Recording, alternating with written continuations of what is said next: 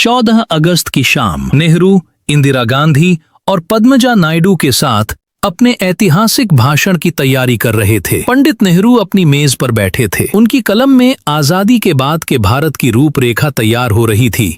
तभी फोन की घंटी बजी। फोन उठाते ही जो खबर उन्होंने सुनी, उसे सुनते ही उनका चेहरा लाल पड़ गया। आजादी का उल्लास एक पल में आंसुओं में बदल गया। पंडित नेहरू ने इंदिरा गांधी से कहा, ये क्या सुन रहा हूँ? लाहौर के नए प्रशासन ने हिंदू और सिखों के इलाकों में पानी की सप्लाई काट दी है। जो लोग प्यास से तड़प रहे हैं, उन्हें अपने ही घर से बाहर निकलने पर मार दिया जा रहा है। ये दंगे, ये आग पूरे भारत में फैल रही है। नेहरू ने अपनी टूटी हुई आवाज में कहा, मैं अपने 15 अगस्त के भाषण में ये कैसे कह सकता हूँ कि मैं खुश हूँ, जबकि मेरा लाहौर जल रहा है। ये मूर्खतापूर्ण बात है। खुशी का मौका, लेकिन दिल टूट चुका था। ये आजादी की कीमत थी जो लहू से लिखी जा रही थी। विभाजन की पीड़ा नेहरू के भाषण के शब्दों को भारी कर रही थी। जब दिल्ली में नेता आजादी के कागज पर दस्तखत कर रहे थे, उसी वक्त पंजाब की धरती पर बदले की आग भड़की हुई थी। ये आग अचानक नहीं लगी थी। इसकी चिंगारी बहुत पहले, बल्कि 1 साल पहले ही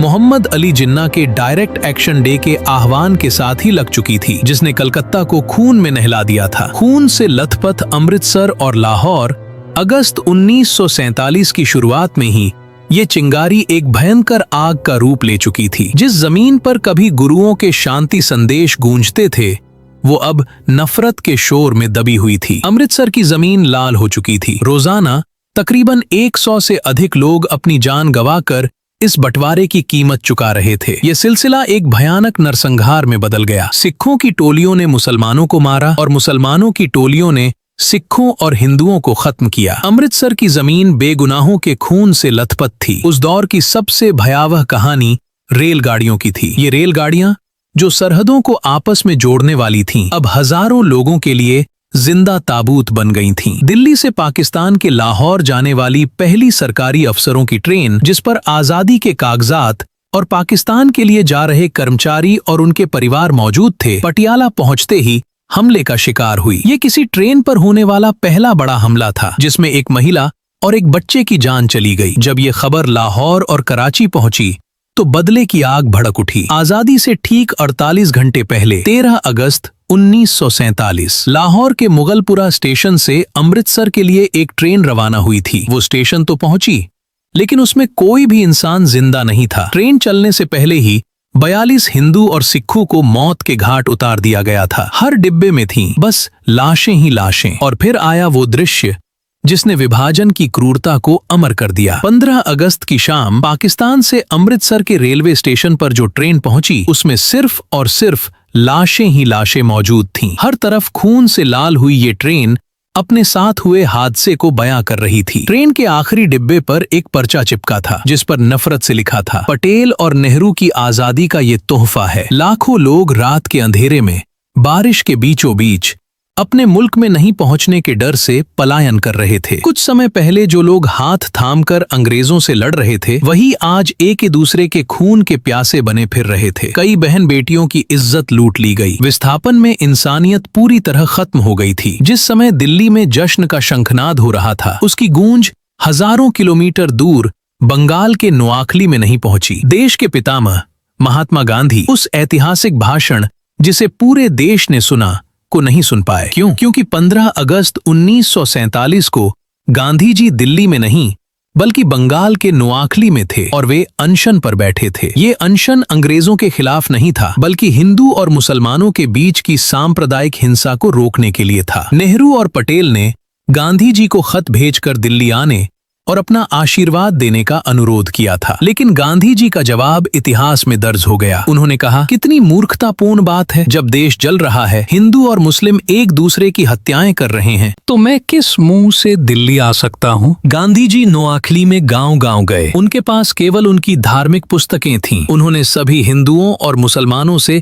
शांति में रहने की अपील की और उन्हें शपथ दिलाई कि वे एक दूसरे की हत्याएं न करें। वे कुछ दिन गाँव में रुके, ये देखने के लिए कि उनके वचन का पालन हो रहा है या नहीं। उनके अथक प्रयासों से नोआखली में शांति स्थापित हो गई। गांधी जी के इस शांति मिशन की कामयाबी पर स्वयं लॉर्ड माउंटबेटन ने 26 अगस्त 1947 को उन्हें एक पत्र लिखा जिसमें उन्होंने उनकी सराहना की। ये पत्र विभाजन के इतिहास की सबसे शक्तिशाली गवाहियों में से एक है। पंजाब में हमारे पास 55,000 सैनिक हैं, लेकिन वहाँ बड़े पैमाने पर हिंसा हो रही है। बंगाल में हमारी सोच में केवल एक आदमी था और वहाँ कोई हिंसा नहीं हुई। एक सेना अधिकारी और प्रशासक के रूप में मैं इसे एक व्यक्ति की सेना को सलाम करना चाहूंगा। इस प्रकार दिल्ली में जब देश अपनी आजादी का जश्न मना रहा था, तब आजादी के जनक एक अलग ही मोर्चे पर मानवता की आखिरी लड़ाई लड़ रहे थे। पंडित नेहरू भाषण देते हुए कहते हैं, बहुत साल पहले हमने नियति के साथ एक वादा किया था और अब समय आ गया है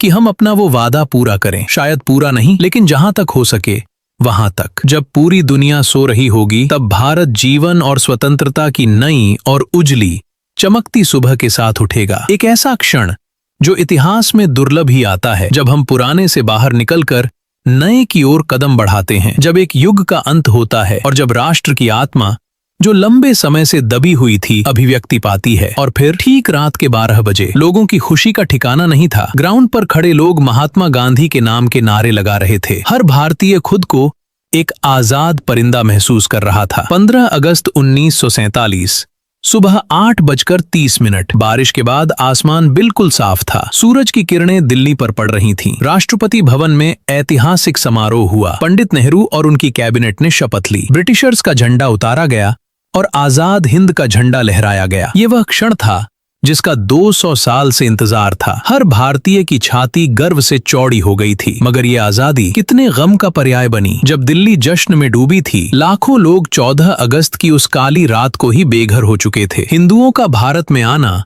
और मुसलमानों का पाकिस्तान में जाना इतना आसान नहीं था। जो जमीन कल तक उनकी थी, आज पराई हो चुकी थी। वे सड़कों पर थे, अपनी जान और इज्जत बचाने के लिए मीलों पैदल चल रहे थे। ये दुनिया का सबसे बड़ा, सबसे भयानक और सबसे दर्दनाक मानवीय विस्थापन था। भारत ने सिर्फ अपना एक हिस्सा नहीं खोया था, हमने 3,46,737 वर्ग किलोमीटर का इलाका पाकिस्तान के रूप में खो दिया। करोड़ों लोग रातों रात अलग हो गए। सबसे बड़ी विडंबना ये थी कि जिन ब्रिटिशर्स ने हमारे साथ इतने घिनौने जुर्म किए, उन्हें हमने बारातियों की तरह विदा किया। ब्रिटिश सैनिकों की आखिरी टोली 27 अगस्त 1948 को बैंड बाजे के साथ विदा हुई। 15 अगस्त 1947 की सुबह भारत एक आजाद मुल्क के रूप में जागा था।